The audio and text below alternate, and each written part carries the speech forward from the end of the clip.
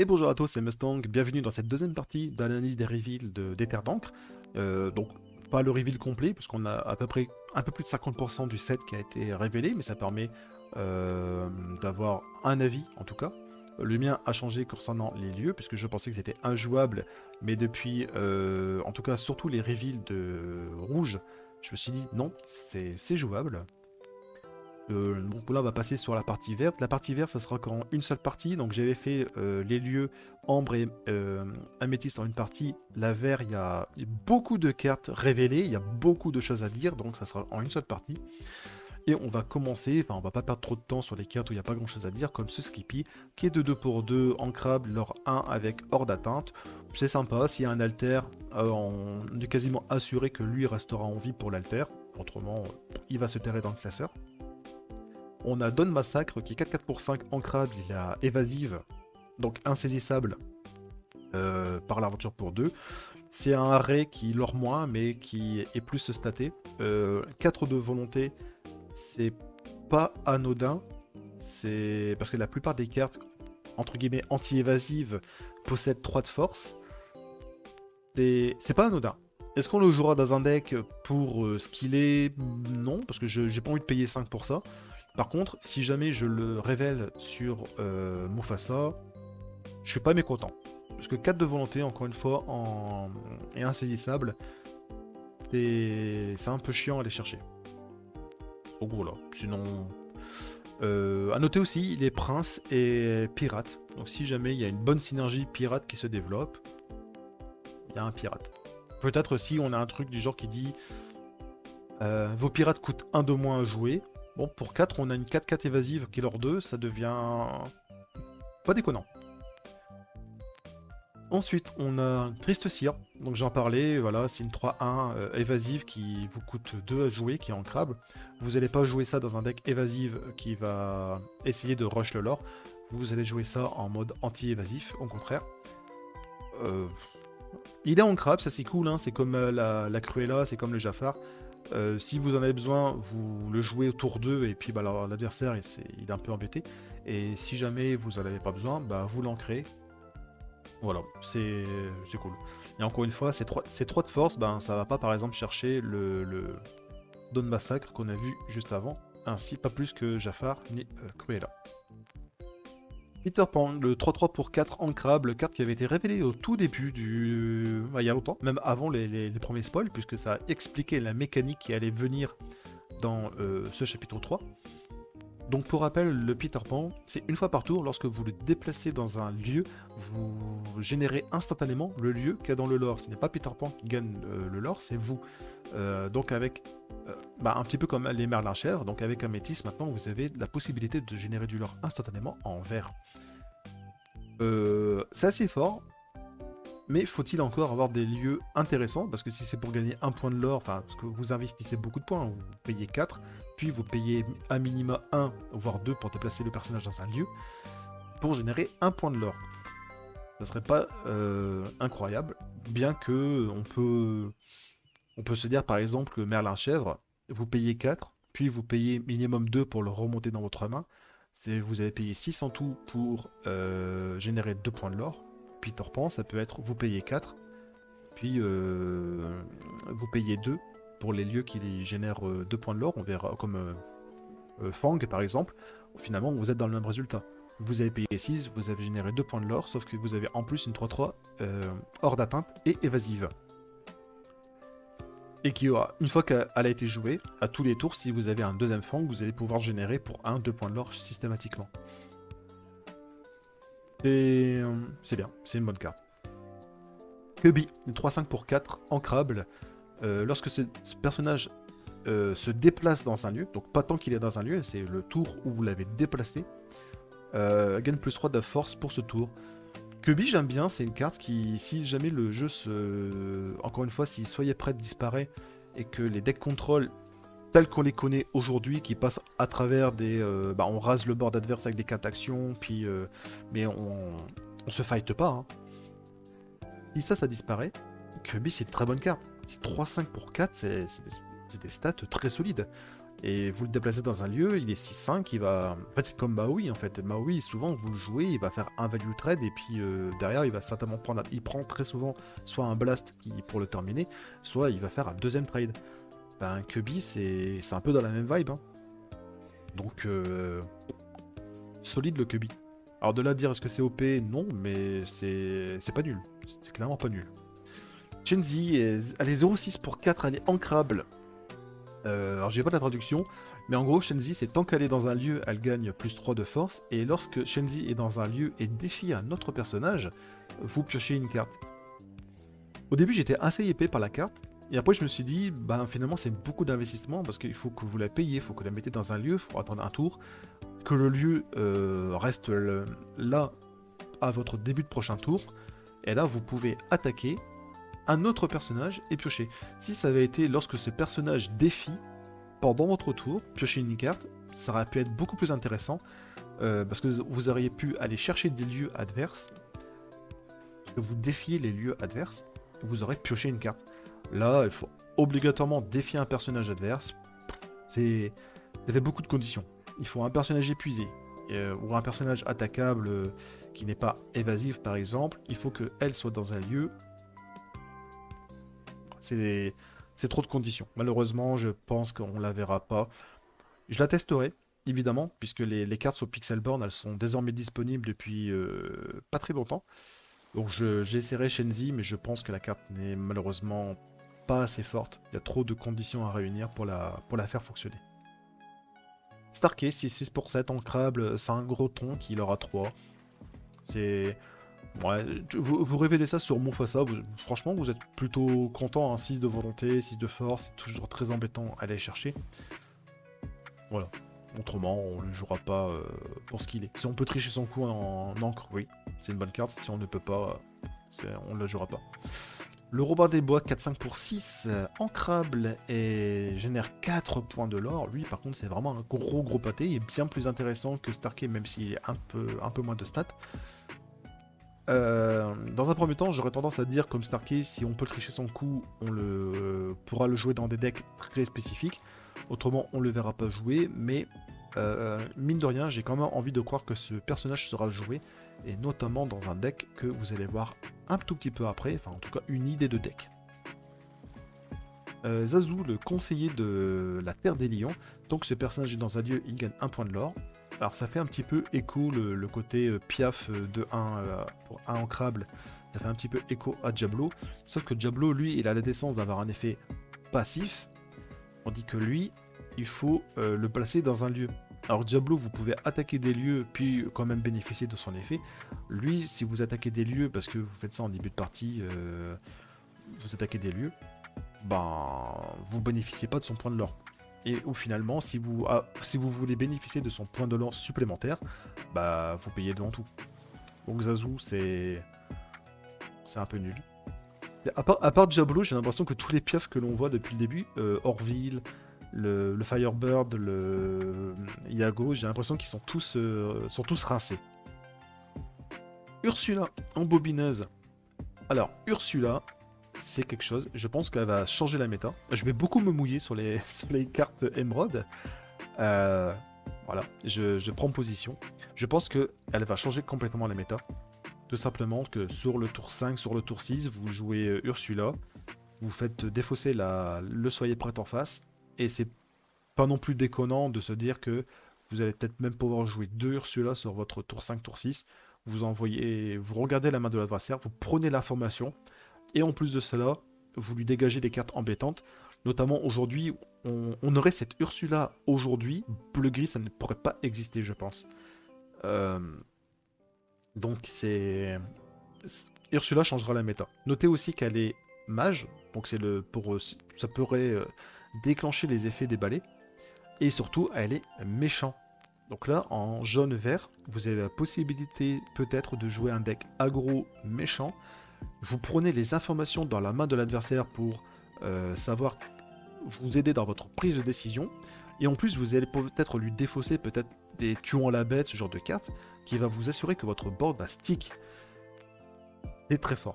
C'est vraiment très très fort. J'ai envie d'y croire cette carte-là et j'ai vraiment envie d'y croire que cette carte-là excusez-moi, que cette carte-là va changer la méta. En parlant de cartes qui va changer la méta, on parlera de morph un peu plus tard. Là, on va parler des sirènes maudites. Donc ça, c'est la carte à 1 non ancrable qui génère 2 points de l'or, hein, qu'on a comme Lilo, comme Maléfique. Donc à terme, toutes les couleurs auront ce genre de carte.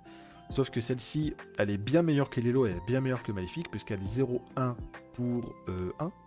Mais lorsque ce personnage est défié, chaque adversaire défausse une carte. Souvent, le point de dégâts de Lilo ou de Maléfique est anecdotique. On s'en fout de ce point de dégâts, ça ne signifie rien.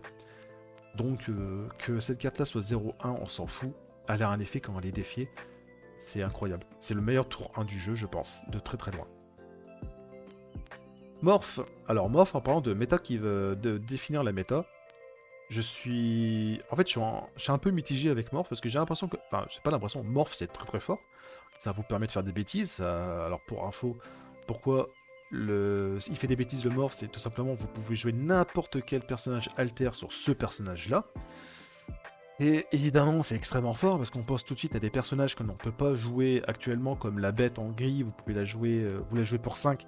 Bah là, vous allez pouvoir la jouer pour son coup en alter. On pense surtout aussi à Bella Archer, vous allez pouvoir le jouer dès le tour 3, donc la curvée sur ce morph. C'est extrêmement fort. Et je pense tout simplement que la méta... Enfin, morph, il va définir la méta dans le sens où les decks vont s'adapter pour pouvoir gérer le morph sur le tour 2. Ou alors, si on peut pas gérer le morph sur le tour 2, être préparé à gérer l'alter qui sera joué sur le tour 3. Ce qui veut dire que morph sera joué, puis les decks autour vont jouer contre morph. Et alors là par contre, je m'avance beaucoup, mais je pense que d'ici peut-être 2 mois après la sortie du chapitre 3, Morph va disparaître, parce que tout ça, enfin va petit à petit disparaître, parce que à un moment donné, si tous les decks le prédatent, ça va être très compliqué pour lui de briller, mais il aura quand même impacté la méta. Et ensuite, comme les decks ne joueront plus de cartes anti-morph, la méta va de nouveau évoluer à ce moment-là. Je m'avance peut-être. Écoutez, là-dessus, j'ai fait un peu le visionnaire, le devin. Peut-être que j'aurai raison, et très certainement que j'aurai tort, mais je serais curieux de revoir cette vidéo, de voir comment j'avais pu pré-shot l'évolution de la méta quand on sera dans 2 mois. Donc Mustang du futur, n'hésite pas. Milotach, le roi de l'Atlantis. Donc lui, il est 4-4 pour 7 non ancrable, c'est pas des très bonnes stats. Ceci dit, vous pouvez le jouer pour 4. Ah, 4-4 pour 4, c'est déjà plus intéressant, surtout quand ça génère 3 points de l'or derrière. Lorsque ce personnage est banni, donc pas via un défi, pas pendant votre tour, juste dès qu'il est banni, vous pouvez retourner tous les personnages adverses dans leurs mains. J'ai l'impression que c'est... je sais pas, j'ai l'impression que c'est belle bis dans le sens où vous allez encaisser vos 3 points de l'or et puis son effet derrière, ça va très souvent être anecdotique. Peut-être que je me trompe, mais j'ai l'impression que cette carte-là n'est pas aussi forte qu'elle n'y paraît en fait, tout simplement. Maintenant, sur le tour 4, vous générez instantanément 3 points de l'or et puis vous dites à l'adversaire, vas-y débrouille-toi, fais ce que tu veux, remonte les personnages que tu as envie, y a pas de souci. Voilà, pourquoi pas. À noter aussi, sinon, quand on verra la partie, surtout en gris, pour compléter ce deck rempart que j'avais annoncé dans la première partie de ces reveals, ça pourrait quand même être pas déconnant parce que vous le jouez, vous le sacrifiez dans un rempart, l'adversaire récupère tous ses remparts en main, ça lui fait perdre énormément de temps. Donc à voir. Donc là c'est le Milo de 2 voilà, qui va recevoir l'alter, pas grand chose à dire dessus. L'île Tiberius Rourke 2-4 pour 3 non ancrable, il est méchant. Lorsque vous jouez ce personnage, vous donnez combattant à un personnage adverse pendant son prochain tour. Et lorsque un de vos autres personnages est banni, chaque adversaire perd 1 point de l'or. Ça, c'est une sacrée carte bien crade. Dans les decks méchants, thématiques méchants, donc grâce à la reine de cœur et puis qui va booster le lore de tous vos personnages, c'est vraiment une carte bien crade puisque vous allez générer, donc être agressif, vous allez générer beaucoup de points de lore, et si l'adversaire gère vos cartes, il est puni parce que vous lui retirez du lore en plus. Ça, c'est vraiment une carte vraiment bien crade. Autrement, si le deck méchant n'est pas encore tout à fait opérationnel, on peut envisager très sincèrement un deck vert-rouge très contrôle à base je te retire du lore constamment. Donc aller de loin dans le late game en vert-rouge, parce que vous allez tout le temps retirer des points de lore à votre adversaire, sachant qu'encore une fois, vous n'avez pas besoin que vos personnages soient bannis en défi. C'est dès qu'ils sont bannis. Si par exemple vous avez beaucoup de personnages et à un moment donné, si vous le jouez encore et si c'est encore jouable, vous faites soyez prête. C'est dur, hein. Vous rasez tout le board et en plus de ça, l'adversaire il va perdre quoi? 3, 4, 5 points de l'or. Ouais, c'est vraiment une carte c'est une carte très très rude. Ça c'est une carte qui me fait assez peur en tout cas. Même au niveau des débutants, c'est une carte qui peut devenir très très très frustrante à affronter. Helga Sinclair, 4-4 pour 5 non ancrable, pas très bonne stat. Par contre, si vous la shiftez pour 3, là elle est 4-4 pour 3, et elle encaisse 2 points de l'or. C'est donc du coup, c'est très intéressant. Et lorsque ce personnage part à l'aventure, vous pouvez infliger 3 blessures à un personnage endommagé. Donc ça vous permet de finir des personnages, mais il faut que les personnages ils soient au préalable endommagés. On va voir, ça va pas être très compliqué, parce qu'en vert-gris, dans ce set, alors ce côté j'inflige des blessures, puis je bannis ou je termine les personnages, c'était déjà présent dans ce set 2, notamment avec le chat du Cheshire. Là c'est vraiment renforcé dans ce set 3. Cette synergie, ce côté j'inflige des blessures et je termine avec les personnages en vert, c'est très mis en avant. Donc vous avez cette Helga Sinclair, vous avez l'arc de Robin des Bois, c'est toujours non ancrable, mais au final on s'en fout parce que le peu de cartes non ancrables dont on aura besoin pour faire tourner le deck, ça sera suffisant. Vous l'inclinez, vous infligez une blessure au personnage déjà endommagé, donc c'est pas cet arc là, c'est pas cet objet là qui va vous aider à proc vos effets, mais déjà là vous avez cette possibilité de mettre des petits points de dégâts manquants. Et lorsque un de vos personnages qui se nomme Robin des Bois part l'aventure, vous pouvez redresser cet objet. Ça fait écho au Robin des Bois que je vous ai révélé tout à l'heure, qui, en fait, dans l'idée, je pense, on va pouvoir stabiliser la partie avec les blessures, enfin du contrôle, beaucoup de contrôle. Seulement, c'est que ça prend du temps et l'adversaire peut aller très très loin, enfin vous mettre une avance au lore considérable. C'est pour ça que d'ailleurs que ça ne marche pas très bien dans ce set 2, parce que souvent quand vous commencez à stabiliser la partie, l'adversaire il a tellement d'avance que vous déjà vous êtes épuisé parce que vous avez plus d'effet de contrôle, et l'adversaire il a juste à terminer avec les quelques points de l'or qui lui restent. Sauf que là, les effets de dégâts arrivent un peu plus tôt. Vous allez quand même être derrière l'adversaire, parce que vous faites que du contrôle, lui il va aller à l'aventure tout le temps. Sauf que vous avez ce Robin des Bois. Une fois que vous avez stabilisé, donc vous allez pouvoir stabiliser plus tôt grâce à ce set 3. Et ce Robin des Bois, excusez-moi, ce Robin des Bois va en un ou deux tours, même très souvent en un tour, va vous remettre à niveau avec votre adversaire. Et puis l'adversaire, s'il est épuisé, il ne pourra pas le gérer. Et tout simplement, vous allez gagner derrière. C'est un call qui est un petit peu ambitieux, mais en tout cas, moi j'ai envie de croire à ce deck-là. On verra. L'aileron. Alors l'aileron, lui, c'est objet ancrable pour 2. Si vous l'inclinez, si vous avez joué 2 actions plus pendant ce tour, vous piochez une carte. Ça va être une pierre angulaire des decks actions. Est-ce que dans ce set 3, on aura suffisamment de bonnes actions, et surtout, est-ce qu'on aura suffisamment de personnages qui vont être en synergie avec ces cartes actions? Je sais pas. Je pense pas. Mais s'il y a un deck action qui voit le jour, ça c'est une carte... ça va être le cœur du deck. Parce que sans ça, vous vous épuisez beaucoup trop vite. Et puis c'est tout quoi. C'est bien que vous avez joué plein d'actions, et puis tour 3, vous avez plus de cartes en main, et vous avez perdu. Encore une fois, c'est un call. La carte est très très bonne. Mais il faut qu'il y ait du support, de quoi construire autour. Et aujourd'hui, ou en tout cas avec les reveals que l'on a, je pense qu'on n'a pas encore assez pour jouer cette carte-là. Et à toucher mon cœur, carte révélée par Ketal, encore une fois. C'est une chanson en vers ancrable qui vous coûte 2, donc très facile à chanter. Choisissez un objet et bannissez-le.